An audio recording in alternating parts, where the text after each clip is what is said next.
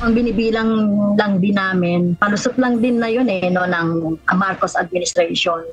No, ang binibilang din namin yung siyempre sa DepEd, Basic Ed, yung sa CHED, yung mga state colleges and universities.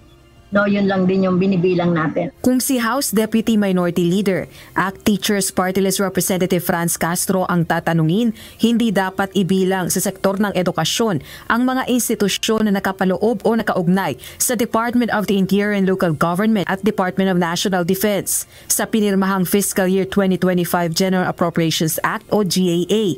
Ibinilang sa education sector ng PBBM administration ang Local Government Academy, Philippine National Police Academy, Philippine Public Safety College, National Defense College of the Philippines at Philippine Military Academy. Dahilan upang umabot sa 1.055 trillion pesos ang budget para sa sektor ng edukasyon. Mandato ng Local Government Academy ang pagsasanay ng mga opisyal ng lokal na pamahalaan. Samantalang para naman sa police education, ang Philippine National Police Academy. Ang Philippine Public Safety College din nagsisilbing education institution para sa mga tauhan ng Philippine National Police, Bureau of Fire Protection at Bureau of Jail Management and Penology. Para naman sa training ng mga susunod na defense and military officials, ang National Defense College of the Philippines at Philippine Military Academy. Ayon sa Teacher Solon, pandilin lang na ibilang ang ibang institusyon sa education sector.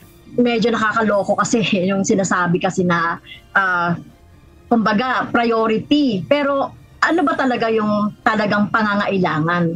No, dapat sumunod tayo doon sa talagang pangangailangan ng education sector, doon sa basic at saka sa mga colleges. Ganito rin ang pananaw ng Teachers Dignity Coalition na nagpaplano na kasama ang ibang grupo na maghain ng petisyon upang kwestiyonin ang legalidad ng 2025 national budget. Batay sa saligang batas, dapat pinaglalaanan ng pinakamataas na pondo ng pamahalaan ang edukasyon. So, doon po sa presentasyon po niya sa saligang batas, lumalabas ang tinutukoy niya na edukasyon, yung edukasyon ng mga maliliit na mga bata.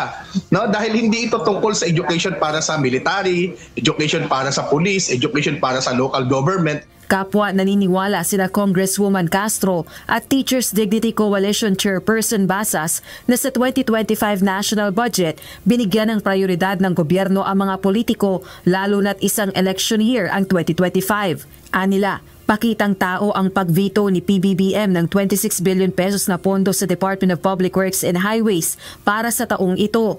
Gayong nasa 288 billion pesos ang insertions dito sa Bicameral Conference Committee. Kaya talagang itong budget na to ay sabi nga namin ay parang punong-puno ng pork. Yung mga politiko talagang binigyan ng priority ng gobyerno, hindi yung mga taong bayan.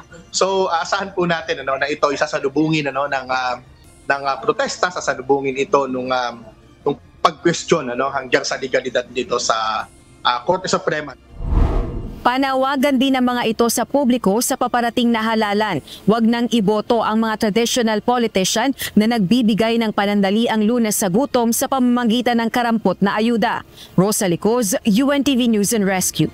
Diyos ang aming sandigan, serbisyo publiko ang aming pinahahalagahan.